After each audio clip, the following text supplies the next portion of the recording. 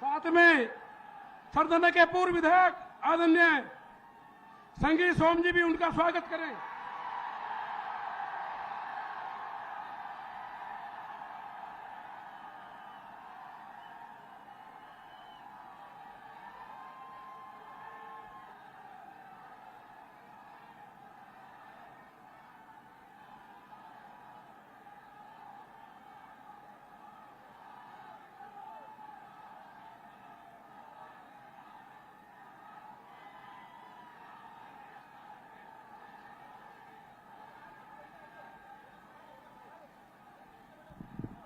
योगी योगी योगी, आवाज दिल्ली तक जानी चाहिए। योगी योगी। अब मैं सरदना विधानसभा के पूर्व में विधायक रहे अपने छोटे भाई आदरणीय संगीत सोम जी से अनुरोध करता हूं कि आकर वो अपना विचार रखें।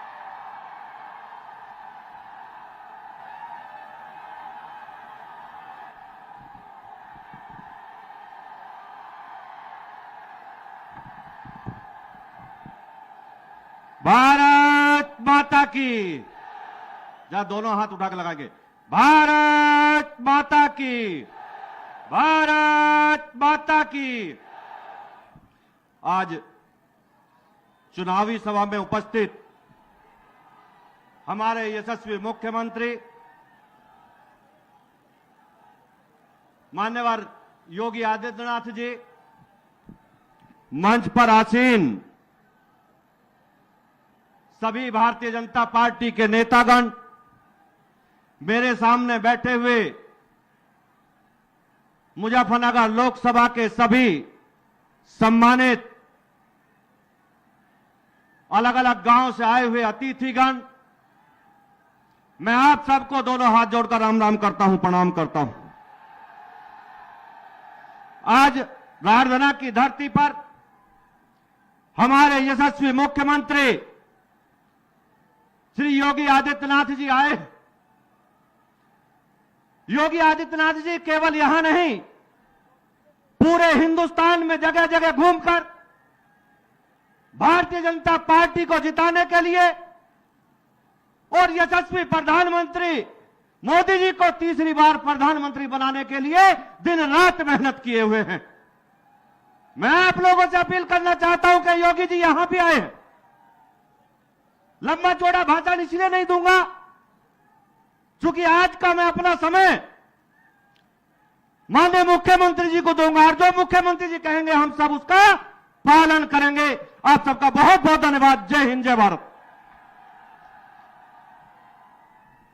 भारत माता की, भारत माता की। योगी आदित्यनाथ, योगी आदित्यनाथ। मैं मुजफ्फरनगर लोकसभा के सांसद रहे और भारत सरकार में मंत्री आदरणीय डॉक्टर संजीव बालियान जी से अनुरोध करता हूं कि वो भी आकर के हम अपने विचार रखें। योगी योगी। उत्तर प्रदेश के यशस्वी मुख्यमंत्री आदरणीय योगी आदित्यनाथ जी, हमारे दोनों जिला अध्यक्ष शिव कुमार राणा, सुधीर सैनी, हमारे पूर्व विधायक संगीत सोम, आदरणीय कपिल देव अग्रवाल जी, सम्मानित मंच, उपस्थित साथियों, सबसे पहले मैं माननीय मुख्यमंत्री जी का मुजफ्फरनगर लोकसभा में पधारने पर धन्यवाद करता हूं, अभिनंदन करता हूं। ये वो क्षेत्र है आदरणीय मुख्यमंत्री जी जिसने हमेशा भारतीय जनता पार्टी अलग, जब विपरीत परिस्थितियां थी उनमें भी भारतीय जनता पार्टी का अलग इस क्षेत्र ने जगा के रखी और यहां से हमेशा भारतीय जनता पार्टी के विधायक जीतते रहे। मैं आपका अभिनंदन करता हूं, धन्यवाद करता हूं कि इस क्षेत्र में आपने सलावा स्पोर्ट्स यूनिवर्सिटी के नाम से एक ऐसी सौगात इस क्षेत्र को दी है जो हमेशा बरसों तक याद रहेगी और यह क्षेत्र पूरा पश्चिम उत्तर प्रदेश स्पोर्ट्स का हब बनेगा और लगातार यहां से पहले भी खिलाड़ी निकलते रहे और सलावा स्पोर्ट्स यूनिवर्सिटी से बड़े बड़े खिलाड़ी निकलेंगे। आदरणीय मुख्यमंत्री जी, 2017 के बाद जिस पश्चिम उत्तर प्रदेश को क्राइम कैपिटल कहा जाता था, आपके कुशल मार्गदर्शन में आज वो क्षेत्र देश के सबसे अच्छे क्षेत्र में से एक है। आज नई नई इंडस्ट्रीज आ रही हैं। आज एक बात के लिए और आपका विशेष रूप से धन्यवाद करता हूं कि आपने 12 की बिजली के जो कनेक्शन फ्री किए हैं, जो 2700 करोड़ रुपए का प्रावधान किया है, अगर उससे सबसे ज्यादा फायदा कहीं हुआ है तो पश्चिम उत्तर प्रदेश के किसानों को है। और मुझे पूरी उम्मीद है आपके कुशल मार्गदर्शन में उत्तर प्रदेश में भारतीय जनता पार्टी 80 की 80 सीटें जीतेगी। आपका बहुत बहुत धन्यवाद, हार्दिक अभिनंदन। योगी, जिन्हें आप सुनने के लिए बेसब्री से इंतजार कर रहे हैं, इस उत्तर प्रदेश की काया पलटने वाले आपके इस आज भारत उत्तर प्रदेश के नाम दुनिया में पहचान बनाने वाले, उत्तर प्रदेश को उत्तम प्रदेश बनाने वाले, और जो हमारे पुरखों का जो 500 वर्षों की जो तपस्या थी उसके भगवान राम का टेंट से निकालकर भव्य मंदिर बनाने वाले आज हमारे देव पुरुष योगी आदित्यनाथ जी आज हमारे बीच में हैं। मैं आमंत्रित करता हूं आदरणीय योगी आदित्यनाथ जी को।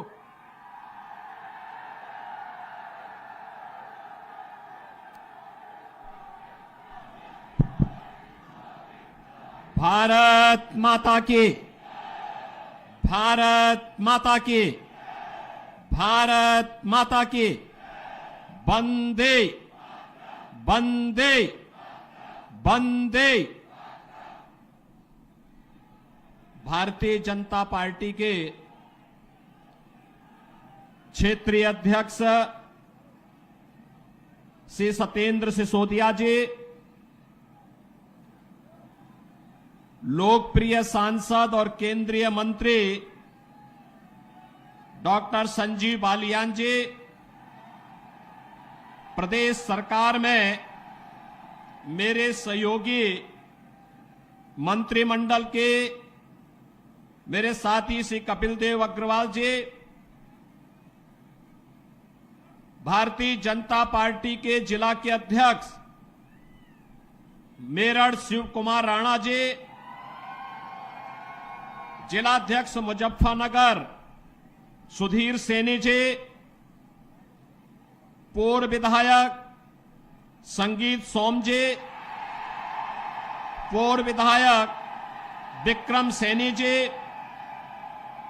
जिला प्रभारी मयंक गोयल जी, इंद्रपाल प्रजापति जी, सुखविंदर सोम जी, नीरज शर्मा जी, गौरव चौधरी जी, यशवीर चौधरी जी, हरपाल सैनी जी, चंद्रवीर चौधरी जी, सुनील भराला जी, लोकेश प्रजापति जी, विमल शर्मा जी और भारी संख्या में उपस्थित सरधना क्षेत्र से उपस्थित बहनों और भाइयों, वीरों की इस भूमि को अन्नदाता किसानों के परिश्रम और पुरुषार्थ से सोना उगलने वाली इस भूमि को, भारत के इतिहास को बनाने वाली इस धरा को नमन करते हुए वासंतीय नवरात्रि की द्वितीया तिथि को मैं आप सबका हृदय से अभिनंदन करता हूं। बहनों और भाइयों, मैं अभी जम्मू कश्मीर के उधमपुर से आ रहा हूं। आप अनुमान करिए, जैसी सभा यहां पर हो रही है, इतनी ही निश्चिंतता में वहां पर भी मैंने सभा की है। क्या 10 वर्ष पहले जम्मू कश्मीर में इस प्रकार की सभा संभव थी? क्या नहीं थी ना। लेकिन आज जम्मू कश्मीर में शानदार सभा हो रही है। लोग लोकतंत्र की मुख्य धारा के साथ जुड़ रहे हैं। जम्मू कश्मीर में भी वैसे विकास के कार्य हो रहे हैं जैसे आपके मेरठ में हो रहे हैं, उत्तर प्रदेश के अंदर हो रहे हैं, दिल्ली में हो रहे हैं, ऐसे ही विकास के कार्य वहां पर भी युद्ध स्तर पर आगे बढ़ रहे हैं। बहनों और भाइयों, यह जो परिवर्तन हम सबको देखने को मिल रहा है, कभी भारतीय जनसंघ के संस्थापक श्यामा प्रसाद मुखर्जी ने नारा दिया था कि एक देश में 2 प्रधान, 2 विधान और 2 निशान नहीं चलेंगे, नहीं चलेंगे। श्यामा प्रसाद मुखर्जी शहीद हुए थे इस दोहरी व्यवस्था के खिलाफ, और 70 वर्षों तक कांग्रेस और उसके सहयोगी दलों ने इस व्यवस्था को दफन करके इस व्यवस्था को बनाए रखा। आतंकवाद पनपता रहा, देश को डंक मारता रहा, निर्दोष लोग मरते रहे, देश का विकास बाधित होता रहा। लेकिन बहनों और भाइयों, 70 वर्ष के बाद भारत माता के महान सपूत से नरेंद्र मोदी जी जैसा यशस्वी व्यक्तित्व देश के पास आया, जिन्होंने कश्मीर के इस दंश को समाप्त करते हुए धारा 370 समाप्त किया। और जो भाजपा के कार्यकर्ता दशकों से नारा लगाते थे, जहां हुए बलिदान मुखर्जी, वह कश्मीर हमारा है। बहनों और भाइयों, आज उस कश्मीर को भारत का अभिन्न हिस्सा बना करके मोदी जी ने साबित कर दिया है कि हमारे लिए राष्ट्र धर्म ही सर्वोपरि है। बहनों और भाइयों, यही स्थिति आज 140 करोड़ का भारतीय दुनिया के अंदर जहां कहीं जाता है, तो 140 करोड़ भारतीयों को वहां सम्मान मिलता है।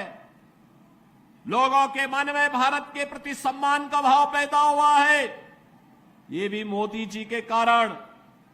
बहनों और भाइयों, सीमाएं सुरक्षित हुई हैं। आज आप देखते होंगे, अगर कहीं कोई सिलेंडर किसी दुर्घटना से फट जाए ना, तो पाकिस्तान सफाई देता है कि नहीं नहीं, हमारा कोई हाथ नहीं है इसमें, क्योंकि उसे मालूम है कि कहीं ऐसा ना हो कि कहीं किसी आतंकी गतिविधियों में लिप्त पाकिस्तान परस्त तत्व का हाथ हो और फिर एयर स्ट्राइक में देने के लेने पड़ जाए पाकिस्तान को। बहनों और भाइयों, ये सारे और पराक्रम भारत का जो देखने को मिल रहा है, ये मोदी जी के नेतृत्व में भारतीय जनता पार्टी सरकार के कारण। देश के अंदर इंफ्रास्ट्रक्चर का जो कार्य हुआ, highway, railway, metro, expressway, IIT, IIM, medical college, और मेरठ को तो कहना ही क्या है। 12 लेन का एक्सप्रेसवे के साथ मेरठ दिल्ली के साथ सीधे जुड़ चुका है। मेरठ के लोग अब दिल्ली में नहीं रहना चाहते, बल्कि दिल्ली के लोग अपने लिए रहने के लिए मेरठ में आवास बनाना चाहते हैं, सरधना में और मुजफ्फरनगर में रहना चाहते हैं। क्योंकि जो दूरी पहले 5 घंटे में तय होती थी, अब उस दूरी को मात्र 45 मिनट से 1 घंटे में तय कर देते हैं। रैपिड रेल, 32,000 करोड़ रुपए की राशि केंद्र और राज्य सरकार लगा करके रैपिड रेल की सुविधा के साथ मेरठ को जोड़ चुकी है। और बहनों और भाइयों, उत्तर प्रदेश का पहला स्पोर्ट्स यूनिवर्सिटी मेजर ध्यानचंद जी के नाम पर इसी विधानसभा क्षेत्र में, मुजफ्फरनगर लोकसभा क्षेत्र में बन रही है। 700 करोड़ रुपए की लागत से बन रहा विश्वविद्यालय। जो भी उसका मानक होगा वो इंटरनेशनल स्टैंडर्ड का होगा, कोई समझौता नहीं होगा। और वर्ल्ड क्लास यूनिवर्सिटी आपको हम लोग यहां प्रदान करने जा रहे हैं।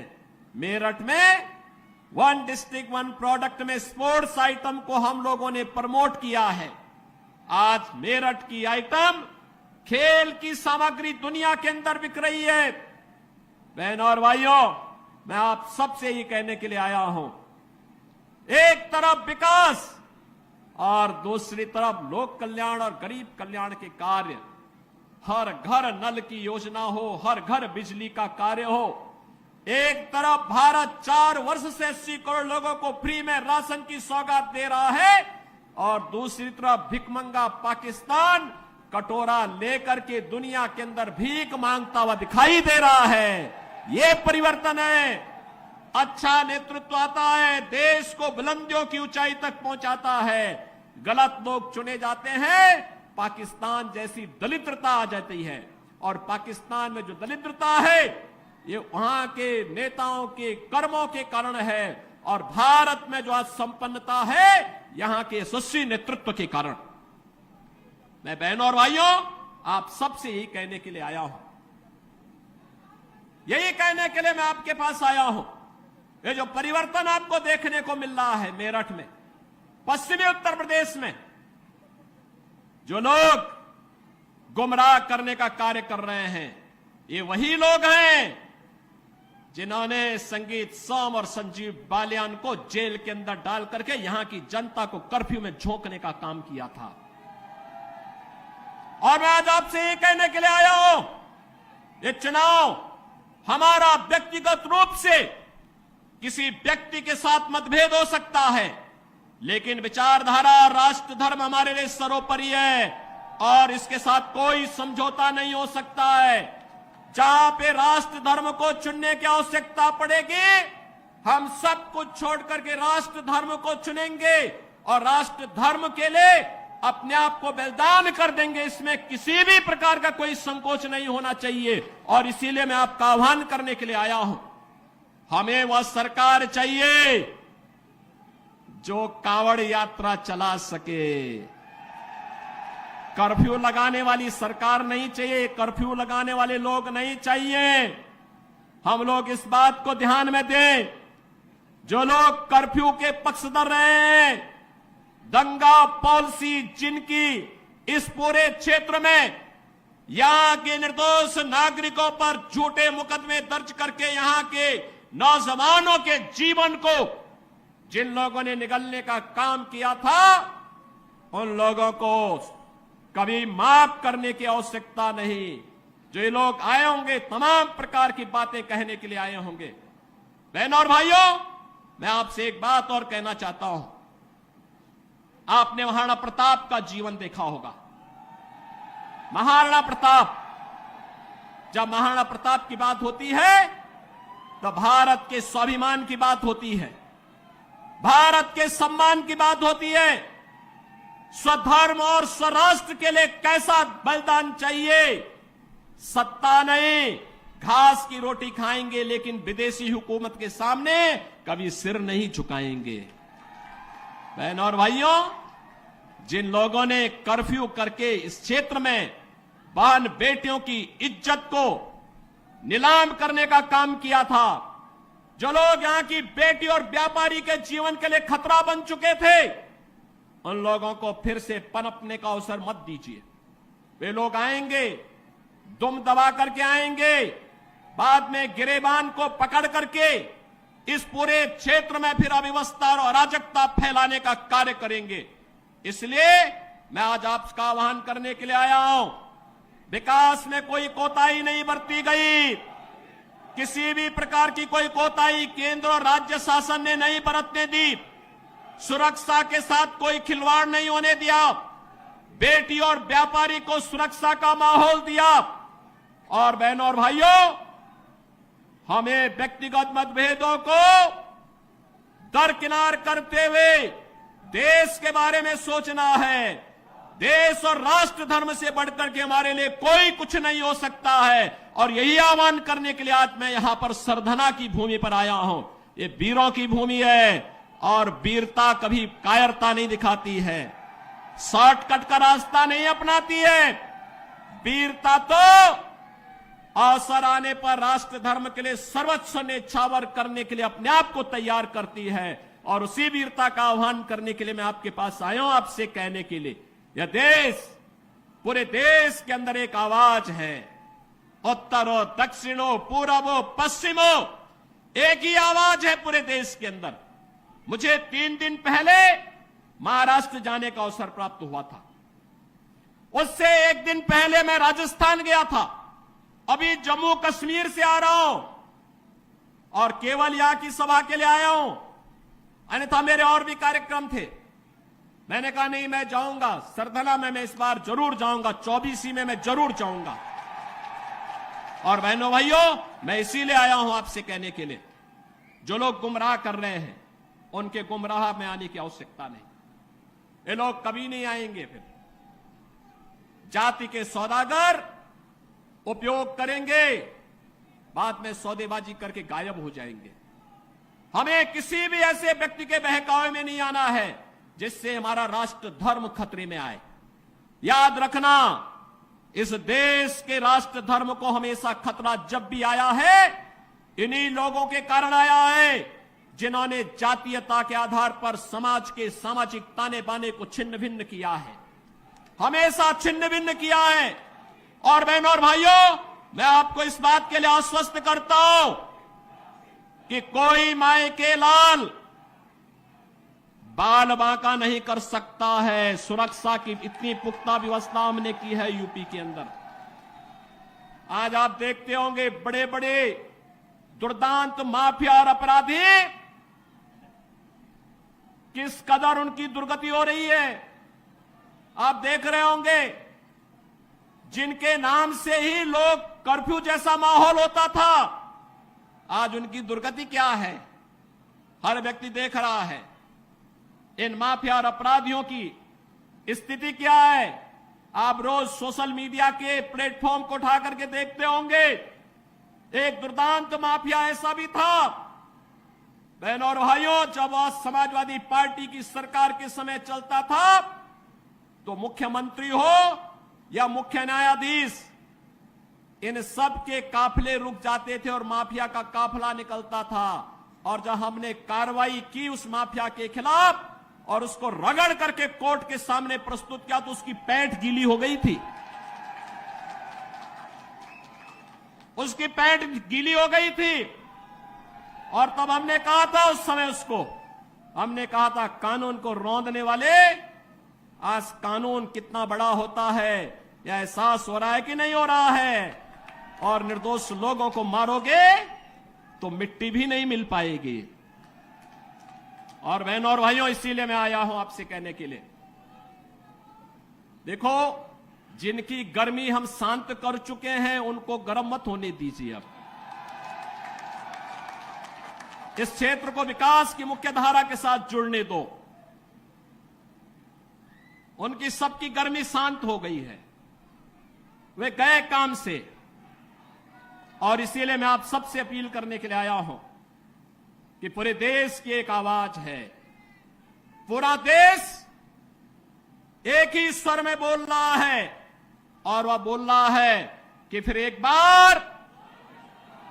बार मोदी सरकार, फिर एक बार, थोड़ा जोर से बोलिए, यहां की आवाज दिल्ली तक पहुंचाइए, फिर एक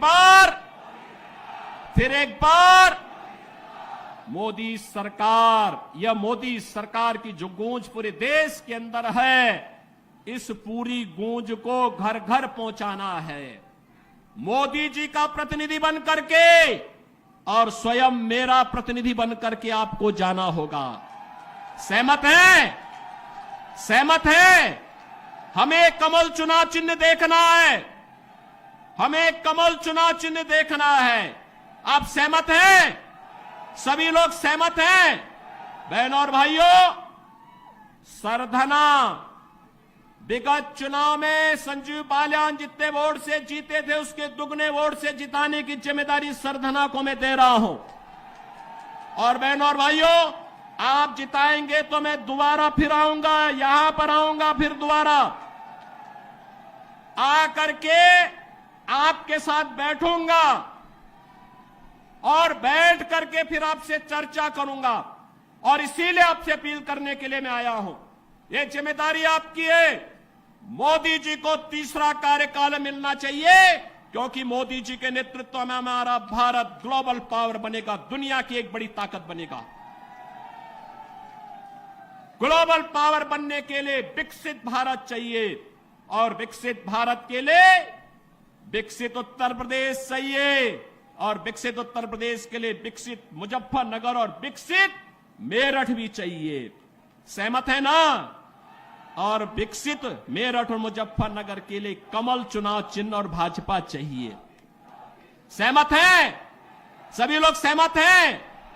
तो भाई मेरे साथ फिर दोनों हाथ उठा करके बोलिए, जहां तक मेरी आवाज जा रही है दोनों हाथ उठाइए, दोनों हाथ उठाइए, दोनों हाथ उठा करके बोलेंगे भारत माता की, भारत माता की, भारत माता की जय श्री राम, जय जय श्री राम, जय जय श्री राम।